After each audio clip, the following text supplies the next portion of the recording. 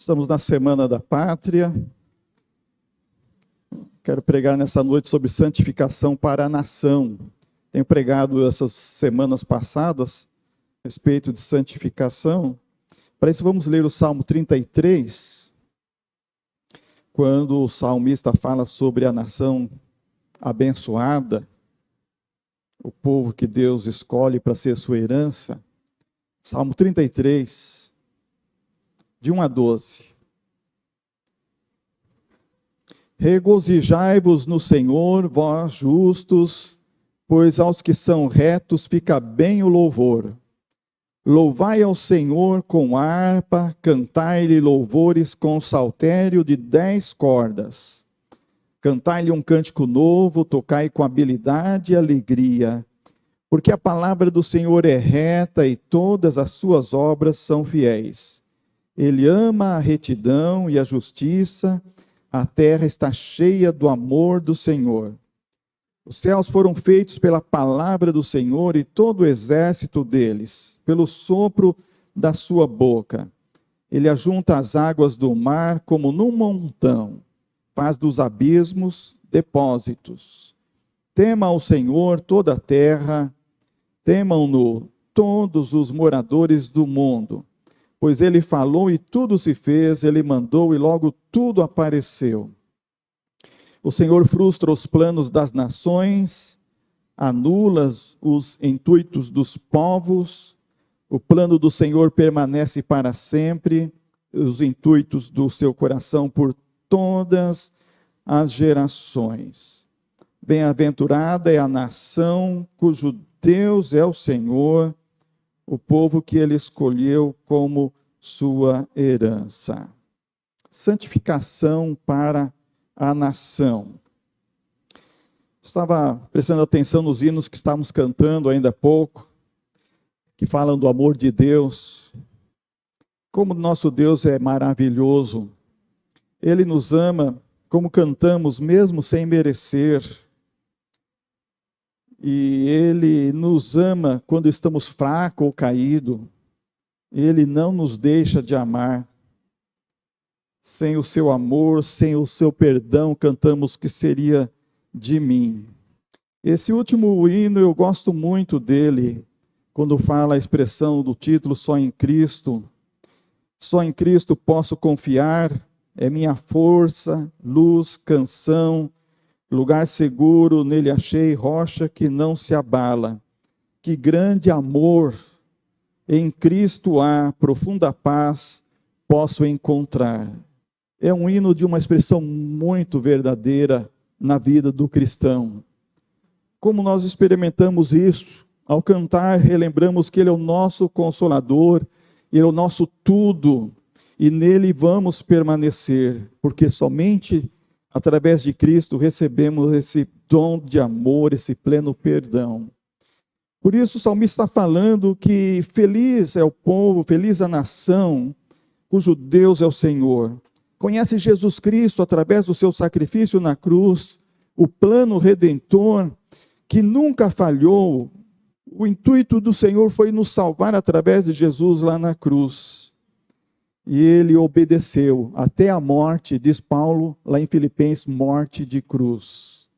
Assim nós também vamos permanecer como cantamos, até o dia que o Senhor nos chamar ou Ele voltar. Será um dia glorioso. Iremos entrar na vida eterna. Mas enquanto não entramos lá, estamos aqui habitando a terra do Brasil. Somos brasileiros, alguém aqui é estrangeiro e veio para cá. Meu avô era russo e veio morar no Brasil. Meu avô gostava muito do Brasil, meu avô amava o Brasil. Claro, ele fugiu de um país comunista, escapou da morte por um triz. Contei várias vezes episódios da fuga, as carroças, os bombardeios que caíam, explodiam as carroças. Ele chegou para o Brasil porque Deus o livrou. E assim como imigrantes, como avós da Cidinha, de muitos de nós aqui, não é? Foram migrantes que vieram fugindo da guerra, do comunismo, do socialismo, do totalitarismo e de outros regimes que realmente estavam levando e dizimando milhões e milhões de seres humanos por causa da maldade humana. E essa terra do Brasil é uma terra muito boa. Eu lembro quando meu avô orava na hora da refeição, ele dizia, geralmente essa expressão, essa boa terra do Brasil. Falando da fartura, como a terra produz com fartura, como aqui nós temos um lugar bom para viver, e isso é muito bom. Mas nem tudo isso qualifica o Brasil como sendo uma nação que pertence ao Senhor. A gente vê por aí as igrejas, crentes, colocam aquelas faixas, o Brasil é do Senhor Jesus Cristo. Eu não acredito nisso. Por direito de criação eu acredito. Ele é o Criador, Ele é o Senhor porque criou. Mas essa ideia de que o Brasil pertence a Jesus ainda está longe de acontecer. Porque mesmo entre um mundo evangélico, que alguns dizem ser cerca de 40% da população, eu não acredito. Porque eu não vejo esses 4 crentes em cada 10 brasileiros agindo de forma como povo de Deus neste mundo, como uma nação santa nessa terra. Não adianta falar da boca para fora uma coisa que não existe no coração. Por isso devemos buscar santificação também para a nação. Não só buscar a santificação individual, pessoal, como tenho pregado, mas buscar a santificação para a nação. Uma nação santa é, de fato, uma nação que vive fazendo a vontade de Deus aqui na terra, por mais difícil que possa parecer. É como José, na casa de Potifar, depois de algum tempo, a mulher começa a cobiçá-lo, e um dia, após o outro, chamando ele para se deitar com ela, para cometer adultério com ela, e ele negando, e ele negando, ele negando. Ele era o representante de Deus na terra do Egito. Ele tinha os sonhos de Deus no coração, ele tinha as promessas de Deus na sua vida, ele não podia se deitar com aquela mulher. Imagina a cena dia após dia, aquela mulher cativando, seduzindo, e um dia ele chega lá, tipo o que acontece hoje nesses filmes modernos, a casa está preparada, perfume, luzes, ambiente, só a mulher lá dentro esperando por ele. E mesmo assim ele consegue escapar daquela cilada e enfrentar até a prisão, o calabouço, mas não se contaminar. Porque ele era representante de Deus na terra, naqueles dias, na terra do Egito. E ele seria representante de Deus, do povo de Deus, na corte de Faraó, porque Deus tinha propósito na sua vida. Então, o povo de Deus, que é um povo santo, é um povo que representa o Deus aqui na terra. E vive como povo de Deus aqui na terra. E não importa a circunstância, vai viver uma vida santa, vai buscar a santificação, como simbolizei, ilustrei domingo passado na figura do Arminho, né? Vai manter a sua vida pura, custe o que custar, porque ele é assim, o representante de Deus aqui na terra. Então a santidade é a vocação principal do povo de Deus. Podemos dizer que a santidade é a vocação principal de cada cristão, mas é a vocação principal do povo de Deus aqui na terra.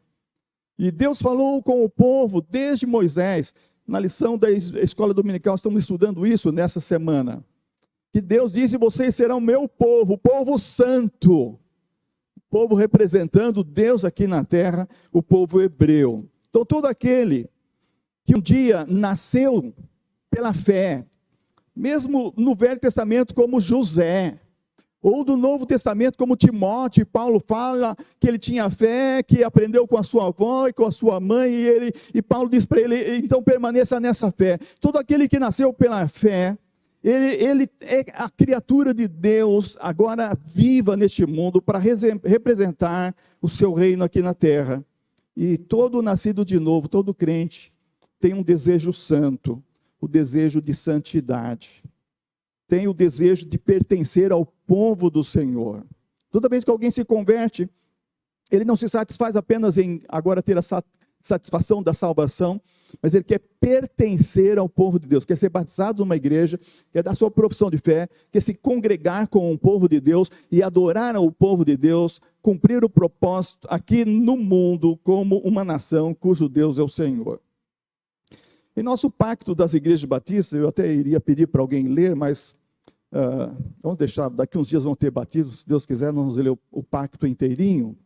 E o nosso pacto das igrejas batistas, no seu segundo parágrafo, diz sobre comprometer-se, diz assim: comprometemo-nos, auxiliados pelo Espírito Santo, andar sempre unidos no amor cristão, trabalhar para que a igreja cresça no conhecimento da palavra, na santidade, no conforto mútuo e na espiritualidade. Vai falando outras coisas.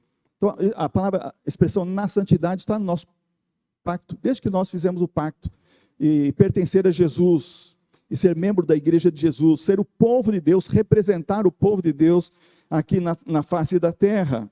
E o final do pacto diz que o Senhor nos abençoe e nos proteja, para que sejamos fiéis e sinceros até a morte. Custe o que custar, nós vamos permanecer. Como cantamos, até Ele nos chamar, ou Ele voltar, eu vou permanecer. Essa realmente é a experiência do cristão. A experiência de santidade, o desejo de pertencer ao povo de Deus e viver uma vida de santificação, essa sua vocação. Agora, santificação em nossos dias tem muita adaptação. Sempre teve, na verdade, desde o Velho Testamento. As pessoas querem viver do seu jeito.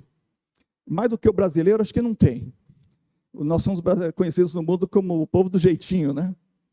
O jeitinho, o brasileiro tem um jeitinho especial. Tem o lado criativo disso, que o brasileiro consegue inventar coisas boas, não é? Mas tem o jeitinho que é muito mal, né? Que é dar um jeitinho errado nas coisas, e isso é realmente péssimo para a nossa reputação. Mas a santificação não tem adaptação, não tem jeitinho. Não tem uma opção também. Nós temos que viver a santificação do jeito que Deus falou conosco através da palavra. Mas desde o Velho Testamento, quando nós lemos lá em Eclesiastes capítulo 7, versículo 29, os homens buscam o seu jeitinho de viver a vida. Eclesiastes 7, 29 diz que Deus criou o homem reto. Deus fez o homem reto. Deus fez o homem bom. Deus fez o homem perfeito. Mas ele procurou suas invenções. Algumas versões antigas falavam: o homem fez muitos artifícios. Hoje as traduções mais modernas traduzem isso como que os homens fizeram astúcias, fizeram ilusões, e a nossa Almeida Corrigida Fiel chama isso de complicações. A ideia aqui de Eclesiastes 7, 29, é que Deus nos criou reto, de uma forma perfeita. E Ele espera que nós vivamos a vida de santificação, sem dar jeitinho naquilo que Ele nos ensina através da sua palavra. Deus nos criou com inocência, Deus nos criou com santidade. Ele não quer que a gente mude isso. Ele quer que a gente continue em inocência e santidade, porque agora, através do sangue de Jesus, nós voltamos a ter novamente a regeneração. Voltamos a ter aquela geração inicial para a qual nós fomos criados. E por causa do pecado caímos, como Jeremias 17:9 fala, por causa do engano do pecado, o engano do coração, ou como Paulo fala em Romanos 3, porque todos pecaram, todos destituídos foram da glória de Deus, e por isso que o pecado entrou no mundo. Mas nós agora, através de Jesus, podemos ver uma vida de inocência e santidade, sim, pelo poder de Deus que opera agora na nossa vida. Basta realmente entregar a sua vida e o seu coração e o controle das suas emoções, dos seus desejos, no controle do Espírito Santo. Então, sem adaptação, sem jeitinho, podemos ver uma vida de santificação. Primeiramente, a nação santa vive como povo de Deus na terra. Uma nação santa vive, deveria viver. O povo judeu falhou muitas vezes ao longo da história. Pecou muitas vezes, errou muitas vezes, porque deveria ser o representante do povo de Deus na terra, mas falhou. E por isso foi levado para a Babilônia e viveu lá no cativeiro durante 70 anos. E ao longo da história isso tem se repetido algumas vezes. Quando o salmista fala, bem-aventurada a nação cujo Deus é o Senhor e o povo ao qual ele escolheu como sua herança, está falando de Israel. Porque ele escolheu o seu povo como herança. No Velho Testamento é Israel a sua herança. Israel é o seu povo. Israel é a nação bem-aventurada. Embora Deus fale de outras nações que viriam para adorá-lo em Jerusalém, como Etiópia, Egito e outras nações, em um determinado momento da história viriam até Jerusalém para oferecer oferta e culto ao Senhor, mas a nação santa, o povo herdeiro de Deus é Israel. Desde Abraão, isto é verdade. Quando Deus falou com Abraão em Gênesis 12, versículo 2, ele fala: farei de ti uma grande nação. E de fato Deus fez uma grande nação. E disse: e abençoar-te-ei, e engrandecerei o teu nome, e através de você abençoarei todas as famílias da terra. Então, as outras famílias da terra, as outras nações seriam abençoadas pela bênção que Deus estava transmitindo através de Abraão. E assim, no Velho Testamento todo, nós encontramos Deus falando sobre essa herança, sobre o seu povo bendito. Paulo, no Novo Testamento, fala de que Israel realmente é uma nação que permanece bendita. Quando ele fala sobre isso, ele diz que nem todo membro de Israel, nem todo nascido em Israel é israelita. Romanos capítulo 9, versículo 6. No capítulo 11 de Romanos, ele fala sobre o futuro de Israel. Isso dentro do Novo Testamento. Fala, há uma redenção para Israel, que é a nação de Deus, o povo escolhido, a sua herança. Então, a santidade é uma vocação principal do povo de Deus. Embora o povo tenha pecado, como Paulo explica em Romanos, Deus continua sendo fiel. E os propósitos dessa nação irão se cumprir um dia, plenamente. Mas quando nós entramos nas páginas do Novo Testamento, em segundo lugar, vemos que os salmos no Novo Testamento foram chamados para ser uma nação santa. Agora, a nação não representa mais nacionalidade. No Novo Testamento, a nação representa povo de Deus de todas as raças e de todas as tribos. Não importa agora a nacionalidade. Então, nós nascemos no Brasil e temos a nacionalidade natural por ter nascido aqui. Mas quem é crente e nasceu de novo aqui no Brasil tem uma nacionalidade agora espiritual, faz parte do povo de Deus, da nação de Deus. E nessa nação estão pessoas de todo o mundo, de todos os países que um dia encontraram Jesus como seu Salvador. Então não é exclusividade de Israel. Novo Testamento, nação é o povo de Deus, independente da sua origem.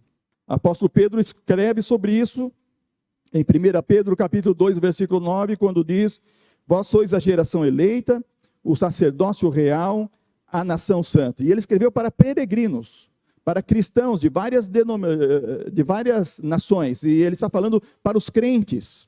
Ele fala: agora vocês são a nação santa. Então os crentes agora fazem a nação santa, compõem a nação santa. Apóstolo Pedro, antes de escrever essa carta, teve a experiência na casa de Cornélio, e Deus manifestou a Pedro naquele tempo, e ele, quando foi falar com Cornélio, e ouviu Cornélio, e como Deus estava trabalhando na vida de Cornélio, aquela conversão, em dado momento da sua fala, Pedro diz: Deus não faz acepção de pessoas, reconheço por verdade, mas que lhe é agradável aquele que em qualquer nação o teme e faz o que é justo. Ora, Cornélio era romano, ele não era pertencente ao povo de Israel, mas ele estava fazendo aquilo que era justo ao Senhor. Ele era um homem que se desviava do mal, embora fosse um centurião, um oficial do exército romano. Ele era um homem que agradava a Deus. Então ele era alguém que estava ali para fazer parte do povo de Deus. Pedro fala: em qualquer nação o teme e faz o que é justo. Deus está buscando isso. Jesus falou para a mulher samaritana: o Pai está procurando adoradores que adorem Espírito em verdade. Cornélio era um desses. E por isso o Espírito Santo guiou o apóstolo Pedro até a sua casa e ele foi batizado e toda a sua família. Então os salvos no Novo Testamento foram chamados para ser uma nação santa. Quem não admite isso não faz parte do povo de Deus ainda. Quem não vive uma vida santa ainda não sabe o que é fazer parte do povo de Deus na terra. Viver vida santa é vocação do povo de Deus no Novo Testamento. É vocação de todo crente em qualquer nação no mundo todo. É inadmissível um crente que não vive uma vida santa. Temporariamente pode ter um escorregão, cair no pecado aqui e ali, mas não fica como porco na lama. Ele vai se levantar, vai se lavar no sangue de Jesus e vai prosseguir novamente a sua vida. Vida santa é uma vida de santidade, onde a pessoa busca pureza, busca fazer aquilo que é agradável a Deus através da sua vida. Os cristãos na igreja em Éfeso, quando Paulo escreveu Efésios capítulo 1, do verso 4 a 6, ele diz: Ele nos elegeu antes da fundação do mundo para sermos santos e irrepreensíveis.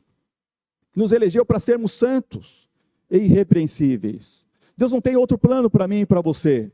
O plano é que sejamos santos e irrepreensíveis. Ah, pastor, como é possível isso num mundo tão corrompido como esse? Bom, foi possível para José naquele mundo corrompido e no meio da corrupção na casa de Potifar.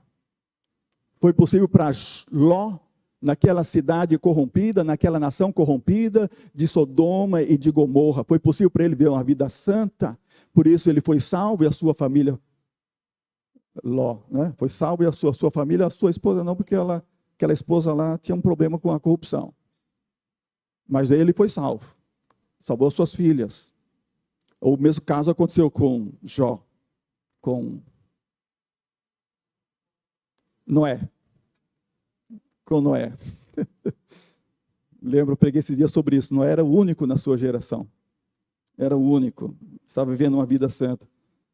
A gente não tem desculpa para não viver uma vida santa. Homens viveram uma vida santa num mundo pior do que o nosso. O mundo antes do dilúvio era pior do que o nosso. O nosso não chegou ao nível do dilúvio, por isso Jesus não voltou ainda. Jesus falou que voltará quando os nossos dias forem como os dias de Noé. Então não chegou ainda os dias de Noé. A corrupção ainda não está no nível dos dias de Noé. Por isso Jesus não voltou. Quando chegar no nível dos dias de Noé, daquela corrupção generalizada, Jesus voltará. Ele afirmou isso. Então nós somos chamados para ver uma vida de santificação, santificação para a obediência. No capítulo 4 e capítulo 5 de Gálatas, Paulo discorre sobre a liberdade de Cristo. Como é a vida cristã? A vida cristã, na verdade, é uma vida de liberdade. As pessoas geralmente nos rotulam como arcaicos, ultrapassados, usam outros artifícios, outros deboches. Eu sofri vários apelidos quando era jovem por causa da minha vida cristã, colegas de escola, colegas no colégio, na faculdade nem se fala, como as pessoas perseguiam e tentavam tirar a gente para uma vida imunda. Eu lembro meu patrão no banco fazendo proposta, gerente na verdade, ou subgerente. Eu não cresci para a gerência porque eu era diferente do meu gerente. Então ele colocou um homem que era inferior a mim para ser o subgerente, porque eu não quis tomar cerveja com ele no final das tardes. Esse subgerente uma vez me chamou para sair com mulheres, porque sabia que minha esposa tinha viajado e eu estava sozinho em casa. Ele falou: Walter, agora que você está solteiro, vamos sair. Essa sim é a proposta do mundo de pecado e de corrupção e de contaminação, em qualquer situação, em qualquer lugar. E a gente não adere, então nós somos os ultrapassados, nós somos os... Como que eles dizem hoje em dia? Dizem para você o quê? Brega, né? Brega, que mais? Dizem o quê? Arcaico. O que diz de você? Você tem escutado alguma coisa? Se você não tem escutado nada, é meio pensativo isso. Será que estão vivendo mesmo a vida cristã em santidade? As pessoas realmente estão incomodadas com minha santidade, com meu testemunho, com o meu viver? Paulo está dizendo, foi para a liberdade que Cristo nos libertou. A liberdade do crente é realmente bem diferente do mundo. Para o homem no mundo, para a mulher no mundo, concepção de liberdade é uma coisa totalmente errada. Ser livre no mundo é agir da forma que quer. Essa é a minha vontade, esse é o meu desejo. Eu vou em busca da minha felicidade. Para o mundo, liberdade é isso. É obedecer à sua própria vontade. Isso não é liberdade. Isso é escravidão. E as pessoas não enxergam que estão vivendo uma vida de escravidão. Elas não conseguem controlar os seus desejos. Elas são escravas do seu desejo. Elas são escravas das suas ambições. Elas não têm controle sobre a sua vontade. Isso é verdadeira escravidão. O crente foi liberto disso. Ele tem controle sobre os seus desejos. Ele tem controle sobre as suas vontades. O crente, quando está em Cristo, está vivendo uma vida maravilhosa. Jesus nos dá uma liberdade, e através dessa liberdade, dessa obra maravilhosa que Jesus opera em nós, nós temos uma força, nós temos um poder para viver dia a dia, de uma maneira que impacta diretamente quem está perto de nós. Por isso somos perseguidos. Por isso a igreja vai ser muito perseguida até a volta de Jesus Cristo. Porque quem é justo vai continuar sendo justo, diz Apocalipse no último capítulo. Porque quem é santo vai continuar sendo santo, diz Apocalipse no capítulo 22, no último capítulo da Bíblia. A igreja vai ser muito perseguida, porque ela vai viver uma vida santa. E quanto mais se aproxima a volta de Jesus, ela vai mostrar mais santidade, porque ela está esperando, ela está sendo preparada pelo Senhor para o seu retorno. Assim, nós não obedecemos os desejos pecaminosos mais. Nós queremos fazer a vontade de Deus. Nós somos livres para escolher falar a verdade. Temos oportunidade para mentir, mas nós escolhemos falar a verdade, custe o que custar. Nós escolhemos a mansidão.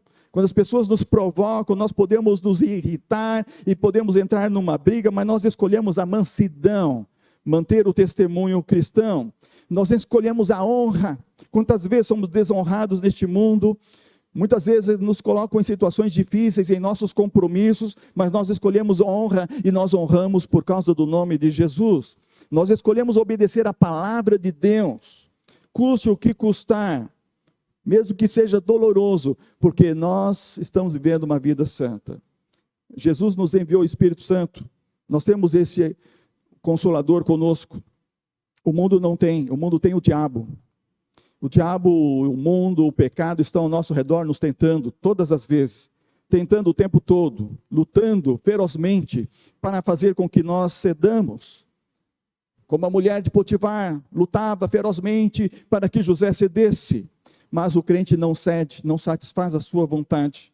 Ele é guiado pelo Espírito Santo. Ele sabe que está servindo um Deus glorioso. Ele sabe que tem liberdade em Cristo. Ele sabe em quem tem crido e que tem o seu tesouro guardado lá no céu até o dia final. Por isso Paulo, quando estava falando sobre verdade, ele fala, nem todo israelita é um verdadeiro israelita. Logicamente, podemos dizer hoje em dia que nem todo que se diz crente é verdadeiramente crente. Nem todo que diz que ser cristão, ele é um verdadeiro cristão.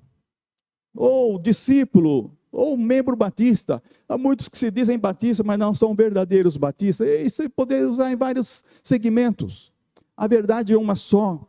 A verdade não pode ser duplicada, disfarçada, adaptada.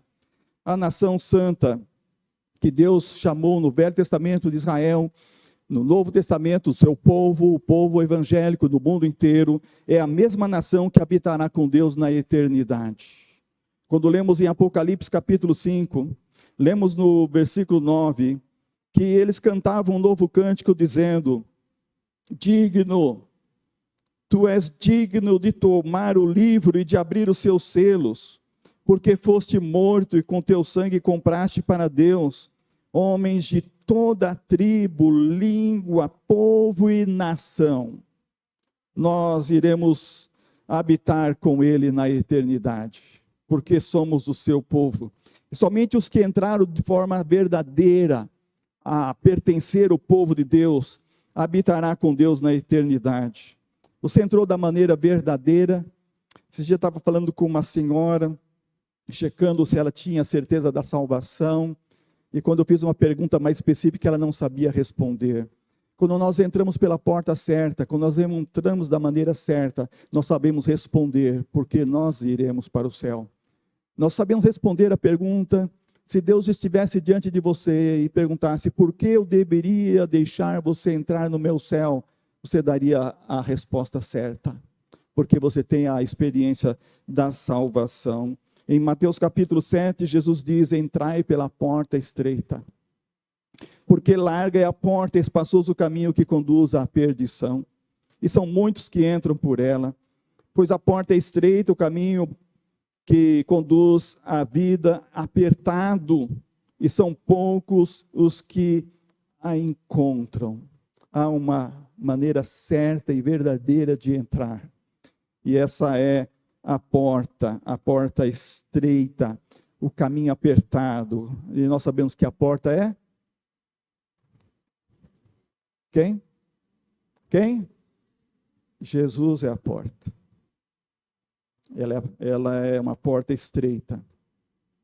Sabe por que ela é estreita? Porque só entra a alma ali.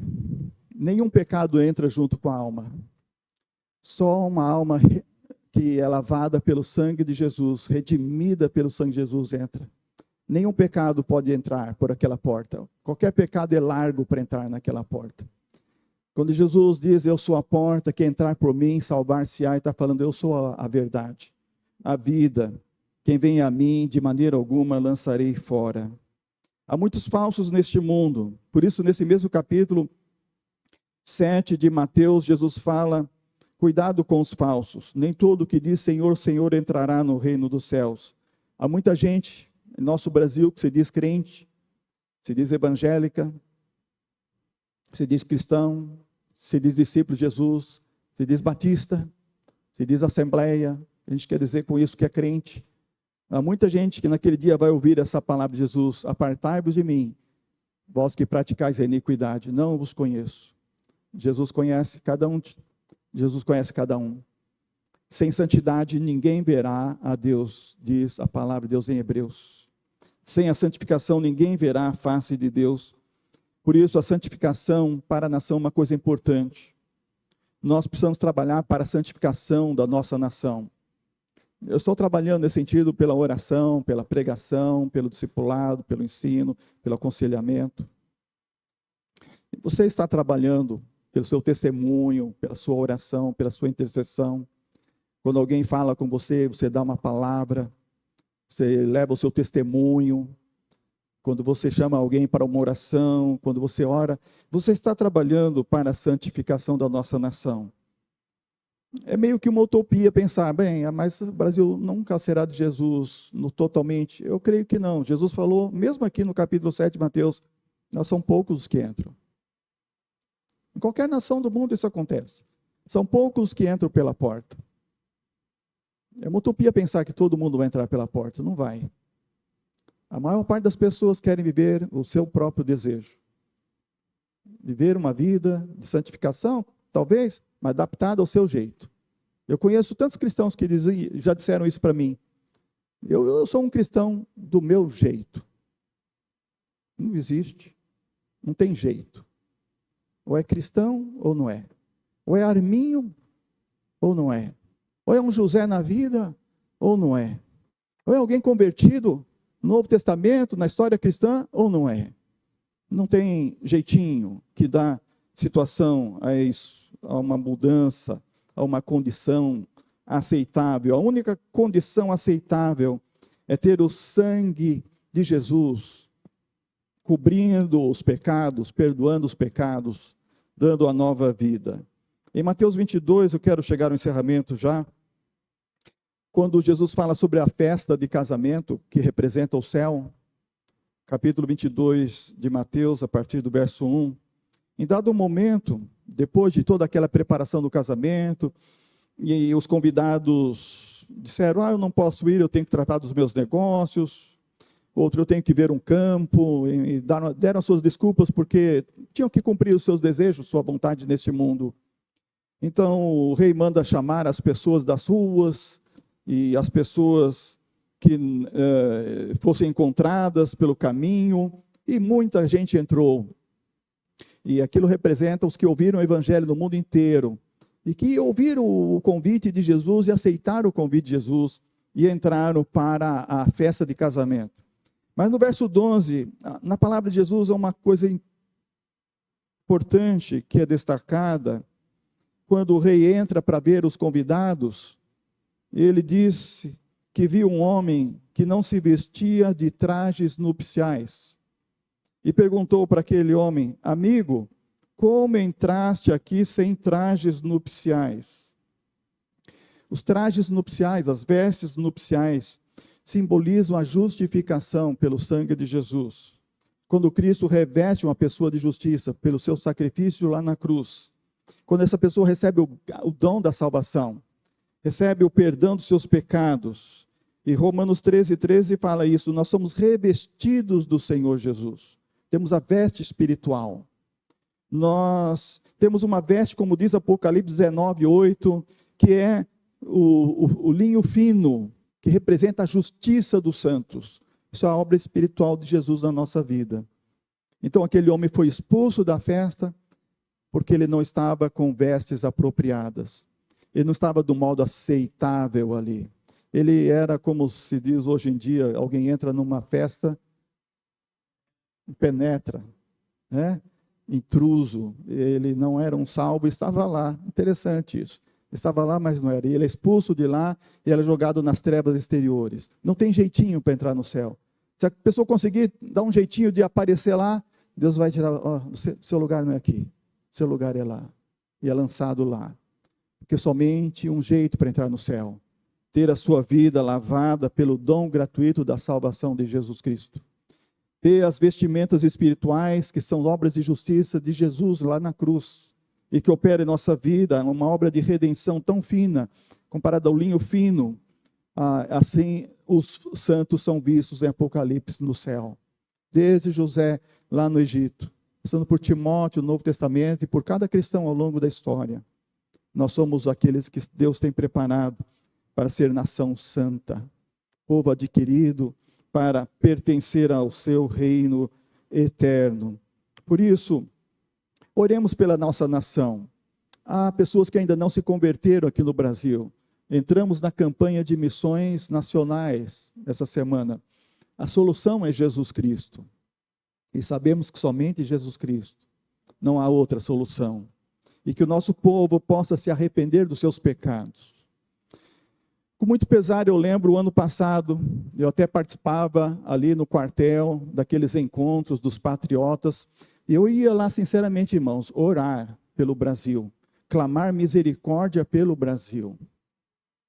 Eu encontrei algumas pessoas lá, um dos rapazes que eu encontrei, já casado agora, ele disse para mim que ele tinha nascido num prostíbulo, a mãe dele era uma prostituta, e ele nasceu na zona. Mas ele disse para mim que ele cresceu, ele viu aquilo, ele falou, isso aqui, eu não quero isso para a minha vida. E ele se converteu, e ele passou a ser membro de uma igreja, ele constituiu família e disse, eu nunca vivi aquilo, porque Jesus entrou na minha vida, e eu vivo uma vida em Cristo Jesus. Essa é uma das pessoas que eu conheci ali. Mas certamente eu olhava aquelas pessoas ali, e eu sabia que ali tinha muito adúltero. Ali tinha muita gente que não vivia uma vida santa. Subiam naqueles palanques, às vezes para cantar até hinos evangélicos, ou para dar palavras no microfone. E eu falava comigo, se me der a oportunidade de entrar lá e subir naquele caminhão, pegar o microfone, eu vou falar umas verdades aqui. Para o Brasil ser salvo, é preciso que o povo se arrependa dos seus pecados. Os que são adultos, deixem de ser adúlteros. Os que são mentirosos, deixem de ser mentirosos. Os que estão envolvidos com corrupção, seja no município, em qualquer segmento da sociedade, têm que abandonar a corrupção. Nós precisamos de pessoas que queiram realmente viver uma vida que agrada a Deus. E quando foi chegando o final do ano, e perto do segundo turno, eu falava, ou Deus vai nos trazer um livramento, ou vai trazer julgamento. Infelizmente, o que eu vejo é que Deus está trazendo julgamento para o Brasil. E cada dia que passa, eu fico mais preocupado com o Brasil. E eu oro todos os dias para que não venha faltar alimento para nosso povo no futuro. A situação do Brasil é uma situação de perigo. E os poderes que estão tentando tomar conta da direção do Brasil realmente têm um sentido mau. E nós sabemos que por trás de tudo isso está o diabo. Mas não é o diabo. Acima de tudo está o poder de Deus. Deus está permitindo o castigo. Deus está permitindo o julgamento, Ele tem propósito nisso. Eu já vi gente se arrependendo, já vi gente mudando sua vida, mas nós temos que pensar isso como nação. Temos que orar isso como nação, que Deus tenha misericórdia das nossas autoridades, que as nossas autoridades se convertam, que os nossos governantes se convertam, que no mínimo eles tenham o temor de Deus e do juízo final. Nós temos que orar para que haja um avivamento no Brasil. A única solução para o Brasil é salvação, é Jesus Cristo. Não tem outra saída para nós, irmãos.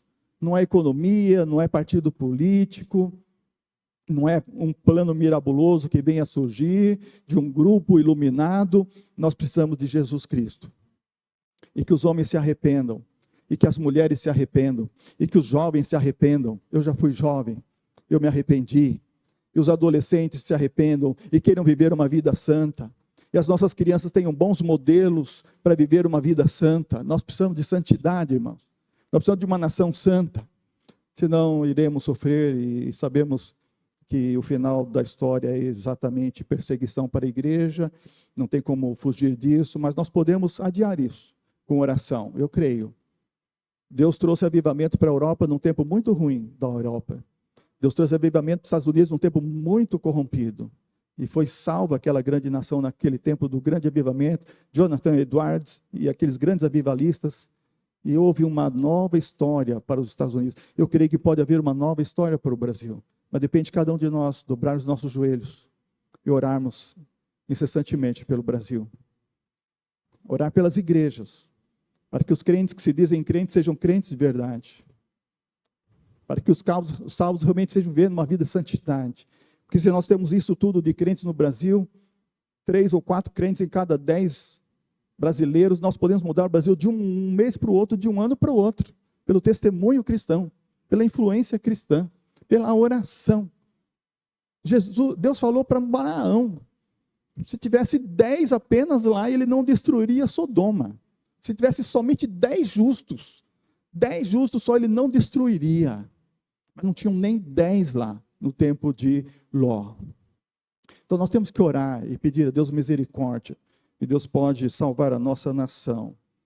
Que Deus tenha misericórdia da nossa nação. E que nós sejamos, como cantamos, firmes e seguros até o fim. Até Jesus chamar ou até Ele voltar. Amém?